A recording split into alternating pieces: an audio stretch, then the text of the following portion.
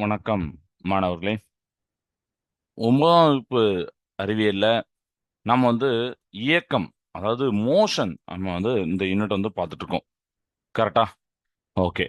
So நம்ம இந்த இயக்கத்துல லாஸ்ட் கிளாஸ் என்னெல்லாம் படிச்சோம்? யாராவது ஒருத்தர் சொல்ல முடியுமா? ஏன்னா நம்ம இன்னைக்கு நான் போன கிளாஸ சொன்னேன்.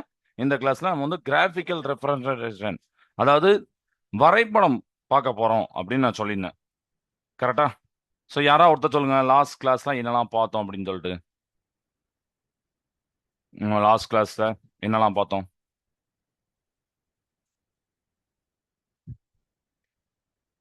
S, very good. ஆ அதாவது வேகம், சீரான வேகம், சீரற்ற வேகம் அப்படின்னு பார்த்தோம். அப்புறம் ஸ்பீடு, வெலாசிட்டி, வேகம், திசைவேகம் பார்த்துருக்கோம் அப்படின்னு சொல்லிட்டு மெசேஜ் பண்ணியிருக்காங்க, சேட்டில் பண்ணியிருக்காங்க. Very good, super. ஸோ இன்னைக்கு நாம அந்த கிராஃபிக்கல் ரெப்ரசன்டேஷன் பார்க்க போகிறோம். ஸோ அதுக்கு முன்னாடி நம்ம மோட்டிவேஷன் லைன் பார்ப்போம்ல, அதை நான் ஷேர் பண்ணுறேன். ஒரு பிக்சர்.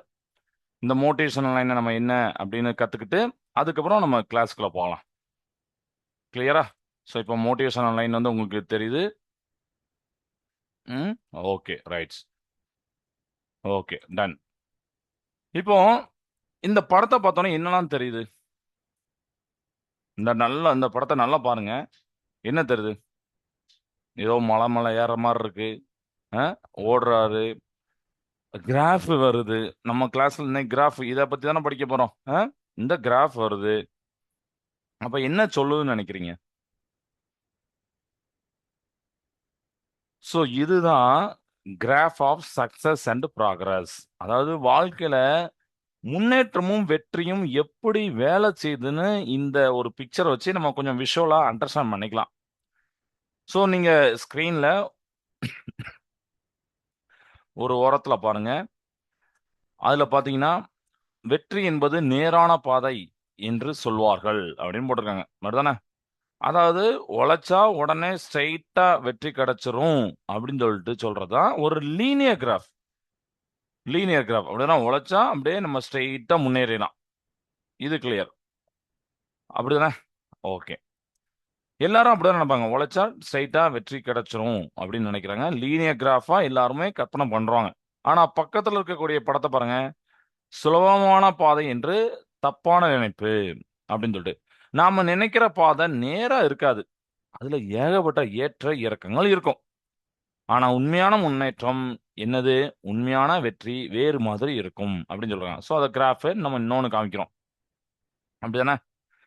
ஸோ அது ஒரு சீரான நேர்கோடு கிடையாது. அதுல பல சவால்களை கடந்து வர ஒரு நீண்ட பயணம் அப்படின்னு நாம ஃபர்ஸ்ட்டே புரிஞ்சுக்கணும். ஓகேவா? ரைட்டா? நம்ம இன்னைக்கு நல்லா உழைச்சா, நம்ம உடனே நாளைக்கே பணக்காரன் ஆயிடலாம்னு சொல்ல முடியாது. நம்ம நெறைய கஷ்டங்கள் வரும். அதெல்லாம் தாண்டணும். ஓகே? அடுத்து நம்ம மையத்துல ஸ்க்ரீனோட இந்த மையத்துல நீங்க ஒரு பிக்சர பார்க்குறீங்க. இந்த பிக்சர்ல பார்த்தீங்கன்னா, கிராஃப் 1ல பார்த்தீங்கன்னா, சவாலான பாதை. அதாவது இடது பக்கம் இருக்கக்கூடிய அந்த கிராஃப்ல ஒய் ஆக்சிஸ்ல அதிக முயற்சி இருக்கு. ஒய் ஆக்சிஸ்ல அதிக முயற்சி இருக்கு. நீங்க சவாலான பாதையை தே தேடும்போது, உங்க உழைப்பு அதிகமா இருக்கும். உங்க உழைப்பு அதிகமா இருக்கும். அப்பொழுது உங்களது வெற்றி வேகமாக இருக்கும். சரிங்களா? நீங்க உழைச்சா அதிகமா உழைச்சீங்கன்னா, அதிகமா வெற்றி. அதான் அந்த கிராஃப்ல பார்த்துருக்கோம். இப்போ அந்த 2வது கிராஃப்ல பார்த்தீங்கன்னா, அந்த கிராஃப் வளைஞ்சு நெளிஞ்சுலாம் போகும். அதாவது ஜிக்ஸாக் அப்படிம்பாங்க இத. அப்படி இருந்தாலும், அது வேகமா மேல நோக்கி போகுது. நல்லா பாருங்க. வேகமா மேல நோக்கி போகுது. கடினமான சவால்கள் நம்மளோட திறமையை வேகமா வளர்க்கும். அப்புறம் அது பக்கத்துல இருக்கிறது பாத்தீங்கன்னா, மிதமான முயற்சி அப்படின்னு ஒன்று போடுறேன். மென்மையான பாதை. வலது பக்கத்துல இருக்கக்கூடிய கிராஃப்ல மிதமான முயற்சின்னு இருக்கும். மென்மையான பாதையை நீங்க தேடும்போது, உங்க முயற்சி சீரானது, ஆனால் வேகம் குறைவானது. அப்படிதானே? நான் ரொம்ப ஒரு கடினமான ஒரு எக்ஸாம் எடுத்து படிக்கிறேன்னா, கடின உழைப்பு பண்றேன்னா, வெற்றி அத விட பெருசா இருக்கும். இல்ல எனக்கு எனக்கு இது போதும்பா. நான் இத மட்டும் படிச்சுக்கிறேன்பா. எனக்கு இதுதான்பா வரும் அப்படின்னு நெனச்சா, அதுக்கு ஏத்தாப்புல வெற்றி வரும். நீங்க அங்கேயும் உழைப்பு குடுப்பீங்க. ஆனா, அங்க அதுக்கு ஏத்தாப்புல உழைப்பு குடுப்பீங்க. கரெக்ட்டா? இத தான் நம்ம இந்த மோட்டிவேஷனல் லைன்ல தெரிஞ்சுக்கணும். ஸோ, அதனால இதுலருந்து என்ன தெரியுது? சவால்கள நேசிக்கணும். அப்பனா தான் உங்களுடைய முன்னேற்றம் கொஞ்சம் ஸ்பீடா இருக்கும். உங்களோட பாதைய தேர்ந்தெடுக்கணும். கம்ஃபர்டபுளான பாதை இது எனக்கு போதும்பா அப்படின்னு எடுக்கக்கூடாது. உங்க லெவல்ல மீறி ஒரு பாதையை எடுக்கணும். கொஞ்சம் கஷ்டப்பட்டு உங்களை புஷ் பண்ற மாதிரி பாதையை எடுக்கணும் அப்படிங்கிறதான் இந்த மோட்டிவேஷன் லைன்ல நம்ம பார்க்கக்கூடியது. ஏன் இதை பார்க்குறோம் அப்படின்னா, நம்மளுடைய டாபிக்ல இன்னைக்கு கிராஃப் தான் வரப்போகுது. டாபிக்லயும் கிராஃப் தான் வரப்போகுது. இந்த பாருங்க. ஸோ கிராஃபிக்கல் ரெப்ரசன்டேஷன் அப்படின்னு சொல்லிட்டு போட்டிருக்காங்களா? இதுல என்ன போட்டிருக்காங்க? மோஷன் நம்ம பார்க்க போறோம் ஸ்ட்ரெயிட் லைன்ல, அதாவது நேர்கோட்டு இயக்கத்தை. அதனால நான் ஹெட்டிங்ல எழுதியிருக்கேன் நேர்கோட்டு இயக்கத்தின் வரைபட விளக்கம். இதுல லாஸ்ட் கிளாஸ் இன்ட்ரோடக்ஷன் பார்த்தோம். டிஸ்டன்ஸ் டைம் யூனிஃபார்மா இருந்தா எப்படி இருக்கும் பார்த்தலாமா? இந்த பாருங்க, நான் ப்ளே பண்றேன். அந்த பையன் அப்படியே போறாப்ல பாருங்க. கிராஃப் இப்படி வருது. ஸோ டைம் ஆக ஆக ஆக டிஸ்டன்ஸும் அதுமாதிரி கூடுது. அதனால அவர் வந்து ஏன்னா அவர் எங்கேருந்து ஸ்டார்ட் ஆனாரு எங்க முடியுது அப்படின்னு அந்த அந்த மேன் மூவ் ஆனதுன்னு பார்த்தீங்க. அப்போ கிராஃப் இப்படி வரும். ஸோ அவர் வந்து எடுத்துக்கொண்ட டைம் வந்து 25. டிஸ்டன்ஸ் பார்த்தீங்கன்னா இவ்வளோ ஒரு மீட்டரை வந்து அவர் ட்ராவல் பண்ணியிருக்காரு. அப்போ 2500 மீட்டர் 100 ஸ்லோப், அதாவது இதுக்கு ஸ்லோப்ல அவங்க நீங்க பார்ப்பீங்க அப்படிதானே? ஸ்பீடு எப்படின்னா 100 மீட்டர் பெர் மினிட். ஒவ்வொரு மினிட்டுக்கும் அவர் வந்து 100 மீட்டர் தூரத்தை சீராக கடக்கிறார். அது நீங்க பாத்தீங்க அப்படிதானே? ஸோ அப்ப இந்த அட்டவணை நம்ம எப்படி போகலாம்? ஃபர்ஸ்ட் ஜீரோல அவர் ஜீரோ இருக்கார் டிஸ்டன்ஸ். அடுத்த 5 நிமிஷத்துல 500 மீட்டர், அடுத்த 10 நிமிஷத்துல 1000 மீட்டர். அப்படியே 5 நிமிஷமா பார்க்கும்போது 500 500 500 கூடுதல். அப்ப இது சீரான இயக்கம் அப்படிதானே? சீரான இயக்கம். அப்போ ஸ்பீடு அப்படின்னா distance covered by time taken. Distance covered by time taken last class பார்த்தது அப்படின்னா கடந்த தொலைவு பை காலம். அப்போ இதில் ஸ்லோப் பார்க்கணும். அப்போ ஸ்லோப் பார்க்கணும்னா slope of the straight line equal to PC by AC equal to 500 by 5 அப்படிங்கிறத போட்டிருப்பாங்க. ஸோ இது எப்படி நம்ம பார்க்கணும் அப்படின்னா, நம்ம இதில் வந்து இந்த இதெல்லாம் பின்னாடி இருக்கு, நான் பின்னாடி சொல்கிறேன் சரியா? இதுல எப்படி நம்ம பார்க்கணும் அப்படின்னா, நம்ம அதுக்கு நம்ம பென்சில் ஆட்ட ஒரு டிரா பண்ணணும். உதாரணத்துக்கு இப்ப இந்த பொசிஷனை இங்க 10ன்னு இருக்கா, இங்க 10, இங்க 15. அப்ப இந்த 2த்தையும் நீங்க நோட் பண்ணிக்கோங்க. எப்படி நோட் பண்ணிக்கோங்க. அப்போ இத வந்து ஒரு ஏ அப்படின்னு வச்சுக்கலாம். இத வந்து ஒரு பி அப்படின்னு வச்சுக்கலாம். இத வந்து ஒரு சி அப்படின்னு வச்சுக்கலாம். அப்ப இதுக்கு உண்டான இந்த டிஸ்டன்ஸ் இங்க இருந்து இங்க இருக்கும். இத உங்களுக்கு ஸ்லோப் பார்க்க தெரியும். லைசா நான் ஒரு இன்ட்ரெஸ்ட் கொடுக்குறேன். இப்படி பார்ப்பீங்க. அடுத்தானே? ஸோ அப்படி பார்க்கும்போது உங்களுக்கு நம்ம வந்து ஸ்லோப்பு போடுறோம். PC by AC. பிசி என்னன்னா இந்த இடத்துல நம்ம ஒய் ஆக்சிஸ் எடுப்போம். ஏன்னா இந்த நான் போட்டிருக்கேன்னா பிசி ஒய் ஆக்சிஸில். ஸோ 1000 அப்புறம் 1500 ஃபைனல் மைனஸ் இனிஷியல். ஸோ 1500லேருந்து 1000 கழிச்சா 500 போட்டுடலாமா? அதே மாதிரி அடுத்த நம்ம என்ன பார்க்கணும்னா ஏசி பார்க்கணும். ஓகேவா? ஸோ ஏசிங்கிறது இந்த இடத்துல எக்ஸ் ஆக்சிஸ்ல இருக்கக்கூடியது. இதை நீங்க வந்து மாத்தி போட்டுக்கலாம். அது ஒன்றும் பிரச்சனை இல்லை. ஏபிசி சார் புக்கில் இருக்க மாதிரி பிசி பை ஏசி தான் பண்ணுவோம் அப்படிலாம் இல்லை. உங்களுக்கு புரியற மாதிரி நீங்க எடுக்கலாம். ஸோ இப்போ நம்ம வந்து பாத்தீங்கன்னா நான் வந்து பிசி பை ஒய் ஆக்சிஸ் அப்புறம் எக்ஸ் ஆக்சிஸ்ல எடுக்கிறேன்னு வச்சுக்கோங்க. அப்போ எக்ஸ் ஆக்சிஸ்ல நான் வந்து என்ன பண்றேன் ஏபி அப்படின்னு எடுத்துக்கன்னா ரெண்டுத்துக்கும் டைம் டிஃப்ரெண்ட் பார்த்தீங்கன்னா 5 நிமிஷம். எல்லாத்துக்குமே 5 நிமிஷம் தான். அதுவும் மாறக்கூடாது. 5 நிமிஷம் தான். சீரானத்துல 5 நிமிஷத்துக்கு நம்ம பார்த்தோம். அதனால அந்த டேபிள்ல வந்து நான் 5 நிமிஷத்துக்கு தான் போட்டேன். பாத்தீங்களா? அப்ப அதை நீங்க போடும்போது 5 தான் வரப்போகுது. ஏசி பிசிலாம் முக்கியம் இல்லை. நீங்க அந்த பாயிண்ட் தான் முக்கியம். ஸோ அப்படி போடும்போது உங்களுக்கு 500 பை 5 அப்படின்னா 100 மீட்டர் பெர் மினிட். இதுதான் நான் இந்த இடத்துல ஸ்லோப் அப்படின்னு போட்டிருக்கேன். சரியா? ஓகே. அப்போ ஸ்பீடோமீட்டர் வந்து ஸ்டே எப்போ முதல்ல ஒரே ரீடிங்ல காமிக்கும். Stay but because the speed never changes. அப்படிதானே? அந்த வேகமானி வந்து மாறவே மாறாது. வேகம் ஒருபோதும் மாறாது. இது சீரான இயக்கத்துடைய அடிப்படை அடையாளம் அப்படின்னு சொல்லிட்டு இப்போ இது உங்களுக்கு புரிஞ்சிச்சு. இப்போ அடுத்து இதே டிஸ்டன்ஸ் டைம் கிராஃப்ல நான் இன்ஃபார்ம் வரேன். நான் இன்ஃபார்ம் கிராஃப் பார்த்தீங்கன்னா பாருங்க, அவர் காரு அந்த கார் போற மாதிரி இருக்காரு. ஃபர்ஸ்ட் ஸ்லோவா வர்றாரு, அப்புறம் ஸ்பீடா போறாரு, ரொம்ப ஸ்பீடா போறாரு. பாருங்க, அவ்வளவுதான். கிராஃப் இப்படி வரும். லாஸ்ட் கிளாஸ் பார்த்தோமா? அப்ப இங்க எப்படின்னா இதுல வந்து நான் இன்ஃபார்ம் மோஷன் அப்படிங்கன்னா அந்த காரோட தொலைவு ஒவ்வொரு வினாடிக்கும், அதாவது 2 வினாடி நம்ம எடுக்கும் போது வேற வேற ஸ்பீட்ல போறாரு. கார் தொடர்ந்து வேகம் எடுக்கிறதுனால ஒவ்வொரு வினாடி அதிக தொலைவை கிடைக்கிறது, அதிக டிஸ்டன்ஸை கிடைக்கிறது. அதனால வேகம் அந்த நம்ம வரைபடம் பார்த்தோம்னா நேரா இருக்குல்ல. அப்ப பாருங்க ஃபர்ஸ்ட் ஜீரோல 0 தான் இருக்காரு. அடுத்த 2 வினாடியில 2 செகண்ட்ல 1 மீட்டர் டிஸ்டன்ஸ். அடுத்த 4ல பார்த்தீங்கன்னா 4, அடுத்த 6ல பக்கம் 9, அப்புறம் 8ல 16 அப்படின்னு ஒரு ரொம்ப ஸ்பீடா போறாரு நீங்க பார்க்கலாம். ஸோ அதனால தான் கிராஃப் இப்படி வந்து டைம் கூட கூட கூட ஒரு டைம்ல ரொம்ப ஸ்பீடா போயிட்டாரு. ரொம்ப அதிகப்படியான தொலைவா கடக்கிறனால இந்த கிராஃபை இப்படி போட்டிருக்கேன். அப்ப வளைவரை கூறுவது என்ன? வாட் த கர்வ் டெல்ஸ் அஸ், வரைபடம் நேர்கோடா இல்லாமல் மேல் நோக்கி வளைவதால் சமகால இடைவெளியில சமமற்ற தொலைவை கடக்கப்படுகிறது. அப்படிதானே? இது சீரற்ற, அதாவது முடுக்கப்பட்ட இயக்கம் அப்படின்னு சொல்லுவாங்க. கார் வேகம் எடுக்கும்போது வேகப்பட்ட உயர்வதை நாம கவனிக்கலாம். கிளியரா ஸ்டூடெண்ட்ஸ்? அப்போ இப்ப இங்க வந்து நம்ம வந்து ஸ்லோப் போட முடியாது. நல்லா தெரிஞ்சுக்கோங்க. என்னைக்குமே நான் யூனிஃபார்முக்கு ஸ்லோப் போட முடியாது. ஏன் ஸ்லோப் போட முடியாதுன்னா, நீங்க வந்து அதுல உங்களுக்கு இப்ப இந்த இடத்துல மட்டும் ஸ்லோப் பார்க்குறீங்கன்னா, இந்த இடத்துக்கு உண்டான டிஸ்டன்ஸ், இந்த இடத்துக்கு உண்டான அந்த டைம தான் பார்க்க முடியும். ஆனா இங்க பார்த்தீங்கன்னா, கொஞ்சம் வேற மாரி மாறிட்டாரு. அப்படிதானே? கொஞ்சம் டைம்ல அதே ஒரு 2 வினாடில இந்த இடத்துக்கு இங்க போடும்போது இது ஒரு 35ன்னு வச்சுக்கோங்களேன். இது வந்து 24. 35 - 24 வந்து 11ன்னு வந்துரும். அப்ப இந்த இடத்துல 11ன்னு வருவாரு. பட் இந்த இடத்துல நீங்க பார்க்கும்போது இது வந்து 15, இது வந்து என்னது ஒரு 6 அப்படின்னா 8ன்னு வருது பாருங்க. புரியுதா? இது நீங்க நெறைய மேத்ஸ்ல பண்ணியிருப்பீங்க. ஒரு உதாரணத்துக்கு சொல்றேன். ஸோ நம்ம வந்து அந்த இடத்துல கிராஃப போட முடியாது. ஸ்லோப்ப போட முடியாது. நான் யூனிஃபார்முக்கு போட முடியாது. சரிங்களா? ஸ்ட்ரெய்ட் லைனுக்கு மாரி ஈஸியா ஸ்லோப் பார்த்தோனே எல்லா இடத்துக்கும் ஒரே மாரி வேல்யூ வராது. அப்ப டிஸ்டன்ஸ் எவ்வளோ கடந்திருக்காரு? 36 மீட்டர். ஆவரேஜ் ஸ்பீடு தான் பார்க்க முடியும். ஆவரேஜ் ஸ்பீடுன்னா என்ன அர்த்தம்? ஆரம்பத்துலேருந்து முடியிற வரைக்கும் எவ்வளோ டைம்ல அது நம்ம பார்ப்போம்ல. மேத்ஸ் மார்க்கு, சயின்ஸ் மார்க்லாம் போட்டு ஆவரேஜ் அப்படின்னு போனோம்ல. அதனால ஆவரேஜ் போட்டிருக்கோம். சரிங்களா?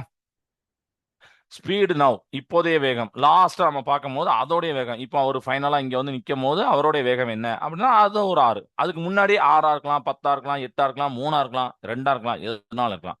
சரிங்களா? இதெல்லாம் நம்ம வந்து இதுல வந்து பார்க்குறோம். புரியுதா? ஓகே. அப்போ இப்போ இந்த இத தெரிஞ்சுக்கிறதுக்காண்டி நீங்க distance time graph, velocity time கிராஃப்லாம் எதெல்லாம் ஒய் ஆக்சிஸ்ல எடுக்கணும், எதெல்லாம் எக்ஸ் ஆக்சிஸ்ல எடுக்கணும்னு குடுத்துருக்காங்க. நான் லாஸ்ட் கிளாஸ் சொன்னேன். ஒய் ஆக்சிஸ்ல நீங்க வந்து டிஸ்டன்ஸ் எடுங்க. எக்ஸ் ஆக்சிஸ்ல டைம் எடுங்கன்னு. அதே தான் அங்க சொல்லியிருக்காங்க. ஸ்லோப் பார்க்கறதுக்கு ஸ்பீடு தொலைவு அப்படிங்கிறத பார்த்துக்கோங்க. சரிங்களா? யூனிஃபார்ம் மோஷனா ஸ்ட்ரெயிட் இதா இருக்கும். டிஸ்டன்ஸ் டைம் கிராஃப்ல. நான் யூனிஃபார்ம் மோஷனா கர்வ்டா இருக்கும். சமகால இடைவெளி அப்படின்னு போட்டுதான். அதுக்கப்புறம் ஏரியாலாம் பார்க்க போறோம். அது பின்னாடி பார்க்க போறோம். ஸோ இந்த கிராஃப் உங்களுக்கு புரிஞ்சிருக்கும் நான் நம்புறேன். இந்த 2 கிராஃபும் நம்ம லாஸ்ட் கிளாஸ்ல கொஞ்சம் ஒரு ஒரு ரீடிங் இல்லாம இப்படி இருக்குமா அப்படின்னு நம்ம ஒரு இன்ட்ரோ பார்த்தோம். ஆனா இப்போ இன்னும் கொஞ்சம் நல்லா புரிஞ்சிருக்கும். நான் லாஸ்ட் கிளாஸ் சொன்னேன். நம்ம புக்ல உள்ள எக்ஸாக்ட் டாபிக் வந்து கிராஃபிக் ரெப்ரசன்டேஷன் அந்த அடுத்த கிளாஸ் சொல்றேன்னு சொன்னேன். ஸோ அதை இப்போ காமிச்சிட்டேன். இன்னும் இருக்கு. பட் இதுல உங்களுக்கு எதுவும் டவுட் இருந்தா கேளுங்க. நான் உங்களுக்கு கிளாரிஃபை பண்ணிட்டு அடுத்த நெக்ஸ்ட் ஸ்டெப் போறேன். இதுல எதுவும் டவுட் இருக்கா?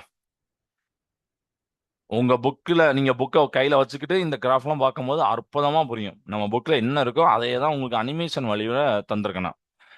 ஓகே? சூப்பர். சரி. இப்ப நம்ம வந்து இந்த கம்பேரிங் ஸ்பீட் இதுக்கு போறோம்.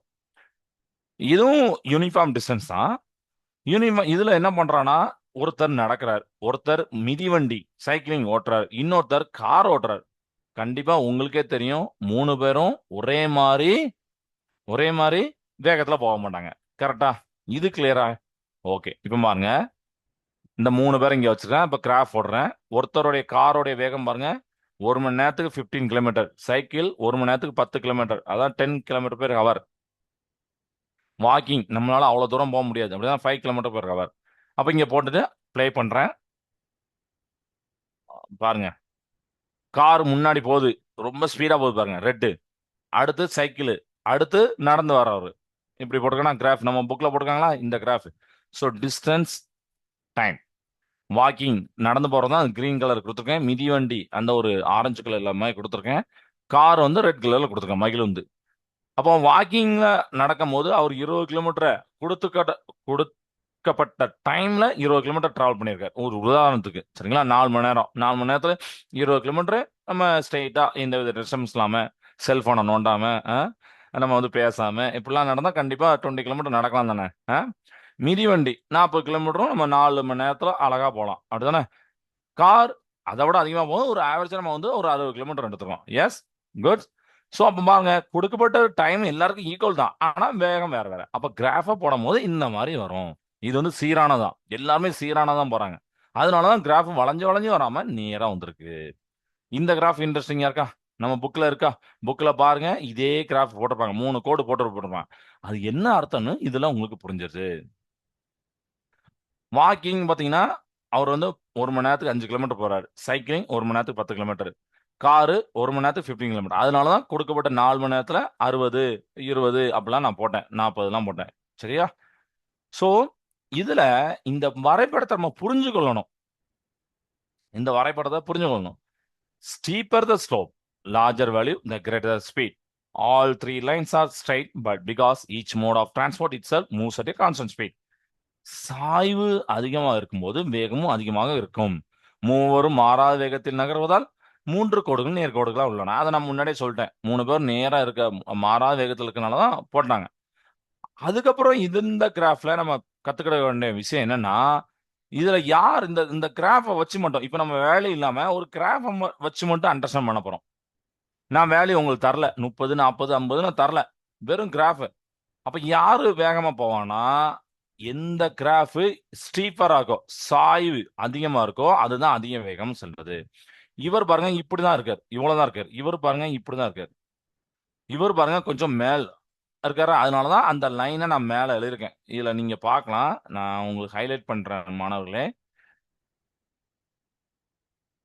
இத பாருங்க. சரி. வேற ஏதாவது வச்சு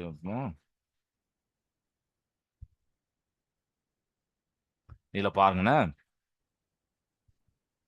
சாய்வு அதிகமா இருக்கும்போது வேகமும் அதிகமா இருக்கும். the steeper the slope, the greater the speed. அப்படி புரியுதா இப்போ? அப்ப சாய்வு அதிகமா இருந்ததுன்னா அங்கதான் உங்களுக்கு வந்து ஸ்பீட் அதிகமா இருக்கு. அப்ப அந்த ரெட் கலர் தான் அதிகமா ஸ்பீட்ல போயிருக்காரு அப்படின்னு நீங்க சொல்லிடலாம்.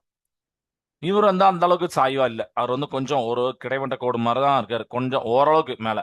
அதுக்கு மேல அந்த ஆரஞ்சு கலர் ரெட் தான் நீங்க பார்க்கும்போது அதிகமா இருக்காரு. இது புரியுதா ஸ்டூடெண்ட்ஸ்? Okay, right. இப்போ நம்ம distance time uniform, distance time நான் யூனிஃபார்ம், தொலைவு காலம் சீரானது, தொலைவு காலம் சீரற்றது பார்த்தோம். 3 பேரும் சீரான வேகத்துல போனா இந்த மாதிரி கம்பேரிங் ஸ்பீட் அப்படிங்கிற பார்த்தோம். நம்ம ஃபிகர் 2.3ல இருக்கிறது. இப்போ அடுத்த வாரம் வெலாசிட்டி டைம் யூனிஃபார்ம் மோஷனுக்கு பார்க்கணும். ஸோ இங்க வந்து யூனிஃபார்ம் வெலாசிட்டி பார்க்க போறீங்க. இவ்வளவு நேரம் நீங்க தொலைவு, டிஸ்டன்ஸ், டைம் பார்த்தீங்க. இப்போ வெலாசிட்டி வச்சு பார்க்க போறீங்க. ஒருத்தர் ஒரு கார் வந்து 40 கிலோமீட்டர் பர் மணி அப்படிங்கிற வேகத்திலே போனுச்சுன்னா அதுதான் யூனிஃபார்ம் வெலாசிட்டி. அதுதான் uniform velocity. A car crushing at constant 40 km per hour gives a flat line. பார்க்கலாமா? இப்ப பாருங்க.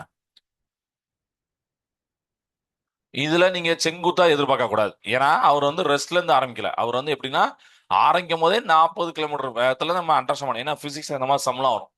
ஸோ அதனாலதான் கரெக்டா 40ல இருந்து அந்த கோடு போயிட்டு ஏன்னா வண்டி அவர் 40 கிலோமீட்டர்ல போயிட்டாரு. வேற எங்கேயுமே போகல. அதனால கோடை இப்படி நேரம் போடுறேன். இது டைம் இங்க போயிட்டே இருக்கு. நடுவுல இந்த மாதிரி ஒரு ஷேட் அவுட் பண்ணிருக்கேன்னா இதுதான் ஏரியா. இவர் தான் ரொம்ப முக்கியம். இவர் யாருன்னா இவர் தான் டிஸ்பிளேஸ்மெண்ட். இவர் தான் டிஸ்பிளேஸ்மெண்ட். அதாவது தமிழ்ல வந்து இடப்பெயர்ச்சி அப்படின்னு சொல்லுவோம்ல. இந்த பரப்பளவு தான் நம்ம இனி எப்படி சொல்ல போறோம்? இடப்பெயர்ச்சி அப்படின்னு சொல்ல போறோம். டிஸ்பிளேஸ்மெண்ட் அப்படின்னு சொல்ல போறோம். சொல்லிடலாமா? திசைவேகத்துக்கும் காலத்துக்கும் உண்டான வரைபடம் நீங்க டிரா பண்ணும்போது அந்த லைனுக்கு கீழே இருக்கக்கூடிய ஏரியா, ஷேடட் ஏரியா, பரப்பளவு தான் வந்து இடப்பெயர்ச்சி அப்படின்னு சொல்லிடலாம். அப்படிதானே?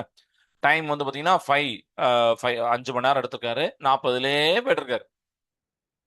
அப்ப இதை எப்படி சொல்லலாம்? டைம் வந்து 5 மணி நேரம், 5 hours, velocity 40 kilometre per hour. இடப்பெயர்ச்சி பார்க்கணும்னா 200 கிலோமீட்டர். இது எப்படி சார் பார்க்கலாம்னா இதுக்கு நமக்கு வந்து ஒரு ஃபார்முலா இருக்கு.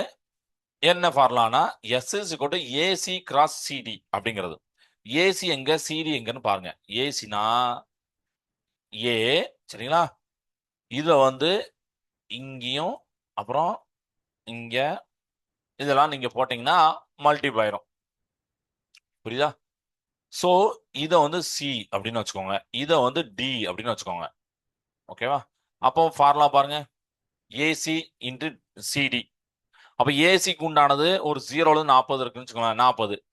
அப்புறம் சிடி அப்படின்னா அந்த 40லேயே போயிட்டு இருக்கு. இதோடைய பரப்பளவு தான் நீங்க பார்க்கணும். சரிங்களா? வெறும் 40, 3 அப்படின்னு எழுதக்கூடாது. இங்க வந்து பாருங்க 0ல இருந்து 5 வரைக்கும் இருக்கு. அப்ப 5 அப்படிதானே? ஏன்னா உங்களுக்கு செவ்வகம், சதுரம் இதெல்லாம் நீங்க ரெக்டாங்கிள், ஸ்கொயர் இதோடைய பரப்பளவுலாம் பார்ப்பீங்க.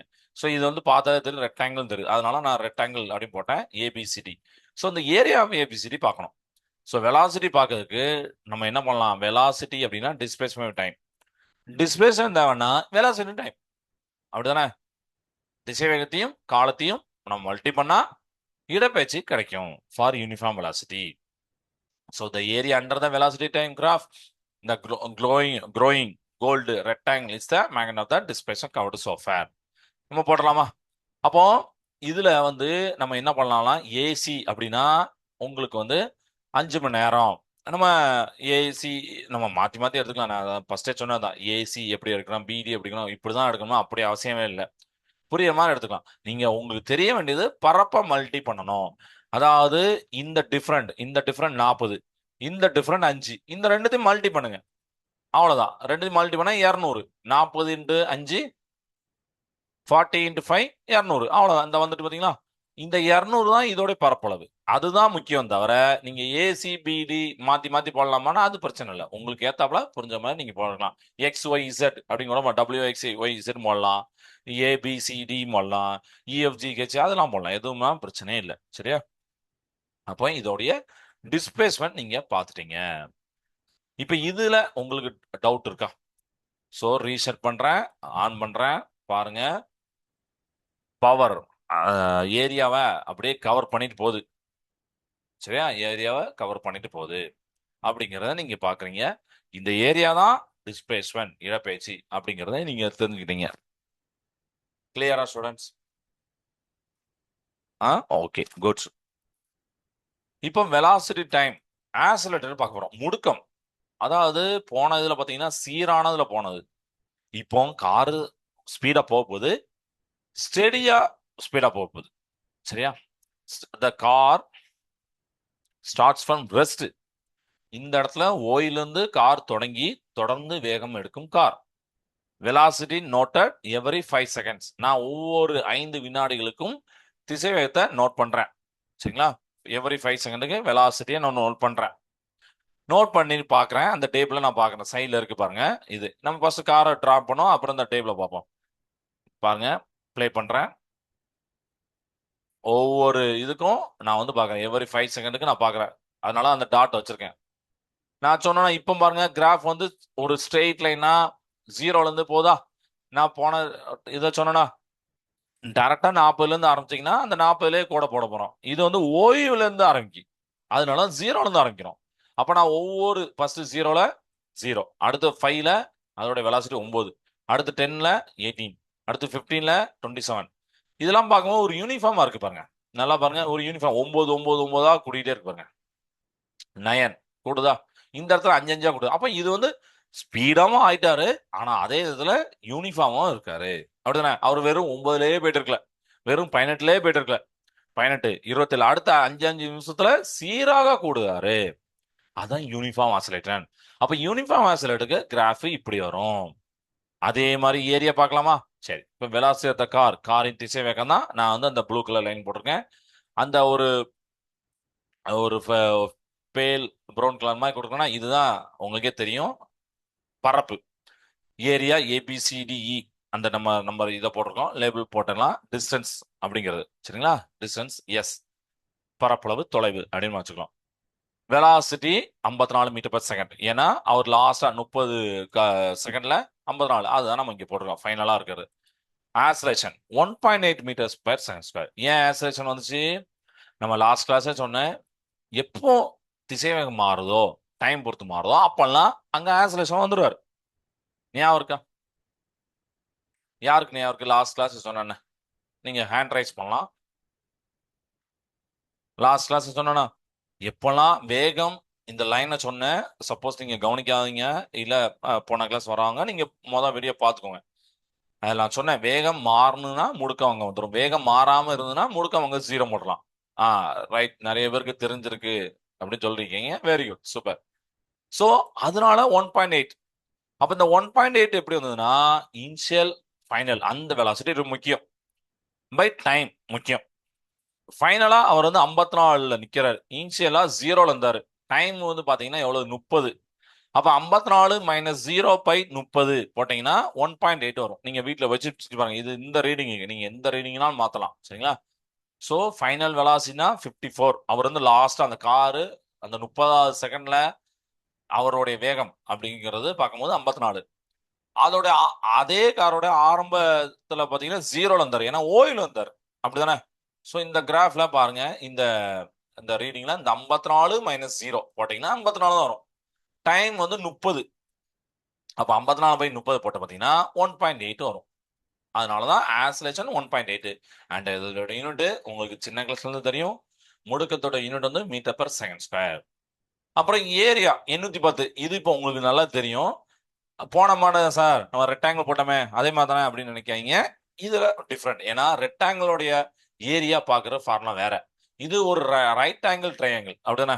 அதாவது ஒரு ஏரியா ஆஃப் ட்ராபிசம் அப்படின்னு சொல்லுவாங்களா, அந்த மாதிரி நம்ம இப்போ இதெல்லாம் பண்ண வேண்டியிருக்கு. இதுல டைரக்டா நம்ம வந்து வெறும் அதாவது 0 to 30, அப்புறம் அதே மாதிரி 0 to 50 அப்படின்னு போட்டு கழிச்சு நம்ம போட முடியாது. ஸோ அதுக்கு தான் நம்ம புக்கில் ஒரு ஃபார்முலா கொடுத்துருப்பாங்களா, அந்த ஃபார்முலா நம்ம சைடில் பார்க்க போகிறோம். இப்போ ஏரியா அண்டர் த கிராஃப் பார்க்க போகிறோம். ஸோ எஸ் வந்து ஏரியா ஏபிசிடிஇ. ஸோ இதில் பார்த்தீங்கன்னா 2 அண்ணா இருக்காரு. ஒருத்தர் வந்து ஏரியா ஆஃப் ரெக்டாங்கிள் இருப்பாரு, plus area of triangle ADE. ரெக்டாங்கிளோட ஃபார்முலா ஏபி இன்ட்டு பக்கம் இன்ட்டு பக்கம், ஏபி இன்ட்டு பிசி. ட்ரையாங்கிளோட ஃபார்முலா உங்களுக்கு தெரியும், ஆஃப் இன்ட்டு பிஹெச். ஸோ அடிப்பக்கம் உயரம் இதெல்லாம் தெரியும், அதை நான் போட்டிருக்கேன். நம்ம புக்கில் எல்லாமே இருக்கு. ஒரு நம்ம ஓவராலாக அதை சொல்லிட்டு இருக்கேன். ஸோ இதை போடுறீங்க, சரிங்களா? அதுக்கப்புறம் நம்மளுக்கு வந்து அதுக்கு அடுத்து எடுக்கும் of AB plus CE into PC போட்டு ஏரியா டிராபிசம் ஏபிசிடி அப்படின்னு போடுறோம். ஸோ கார் வந்து இனிஷியலாக ஸ்டார்ட் ஆகும்போது எப்போவுமே இனிஷியல் வெலாசிட்டியை யூ வந்து 0 வைப்போம். நான் போட்டிருந்தேன். So the shape is simple triangle. So எஸ்ங்கிறத நம்ம வந்து half into base into height அப்படின்னு போடலாம். ஆஃப் இன்ட்டு பேஸ், பேஸ்னா டைமு, ஹைட்னா இந்த இடத்துல வெலாசிட்டி. அப்போ எஸ் இஸ் கூட ஆஃப் இன்ட்டு அடிப்பக்கம் இன்ட்டு உயரம் அப்படி போட்டு நம்ம வந்து கொண்டு வந்துடலாம், சரிங்களா? இதை ட்ரை பண்ணுங்க. ஆஃப் இன்ட்டு பிஹெச், அடிப்பக்கம் எவ்வளோ வருது, உயரம் எவ்வளோ வருது, அப்புறம் ஆஃப் போட்டு பாருங்க 810 வருதா அப்படின்னு வீட்டில் செக் பண்ணுங்க. இதுதான் இந்த கிளாஸ்ல உள்ள கிராஃப், சரிங்களா? ஓகே. ஸோ இந்த இந்த கிராஃப் நம்ம வந்து அடுத்த கிளாஸ் சொல்றேன்னா, இந்த கிராஃப் நம்ம புக்ல இருக்குல்ல, அதை வந்து அடுத்த கிளாஸ் சொல்றேன். இன்னைக்கு இது வரைக்கும் போதும். இப்போ டிக்டேஷன் போலாம். ஹோம்ஒர்க் வந்து வெலாசிட்டி டைம் யூனிஃபார்ம் மோஷன் இருக்குல்ல, இத நீங்க வந்து வேற சில அளவுகள் ரீடிங் எடுத்துட்டு ஒரு மனுஷன் ஒவ்வொரு 5 செகண்டுக்கும் அப்படின்னு சொல்லிட்டு ஒரு டேபிள் போட்டு அதுக்கு கிராஃப் போட்டு அதுக்கு ஏரியா என்ன வருது அப்படின்னு கண்டுபிடிங்க, சரிங்களா? நான் இப்ப ஏரியா இங்க கண்டுபிடிச்சிருக்கேன்னா, நீங்க ஒரு வேல்யூ எடுத்து அதுக்கு ஏரியா கண்டுபிடிங்க. ஏரியா என்ன வருது அப்படின்னு பாருங்க, அதை போட்டோ எடுத்து அனுப்புங்க, சரிங்களா? அதை நம்ம டிஸ்கஸ் பண்ணலாம். ஓகே, வேற எதுவும் டவுட் இருக்கா ஸ்டூடெண்ட்ஸ்? நம்ம இன்னைக்கு இதெல்லாம் பார்த்தோம். அடுத்த கிளாஸ்ல நான் யூனிஃபார்ம் ஆக்சலேஷன் பார்க்கலாம். ஸோ இந்த ஏரியா தான் ரொம்ப ரொம்ப முக்கியமான ஆள். இன்னைக்கு நம்ம கிராஃப் எல்லாம் லேசா பார்த்தோம். இன்னைக்கு கிராஃபோட அந்த ரீடிங்ஸ் பிளஸ் அந்த ஏரியா அவங்களாம் நம்ம பார்த்தோம். கரெக்டா? டவுட் எதுவும் இல்லைங்களா? சரிப்பா. ஓகே, இப்போ வந்து கிராஃப் இது டிக்டேஷன் போலாம். யூனிஃபார்ம் ஃபர்ஸ்ட் வேர்டு வந்து யூனிஃபார்ம். சீரான அப்படின்னு போட்டுக்கோங்க. சீரான. ரெண்டாவது நான் யூனிஃபார்ம், சீரற்ற.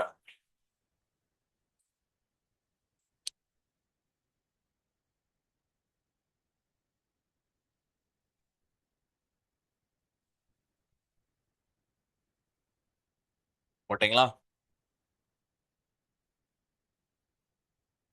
அடுத்து மூணாவது ஆக்சலேஷன் முடுக்கம். ஆக்சலேஷன் முடுக்கம்.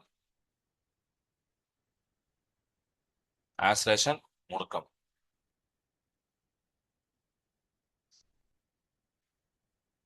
நாலாவது கான்ஸ்டன்ட் மாறிலி. கான்ஸ்டன்ட் மாறிலி. கான்ஸ்டன்ட் மாறிலி.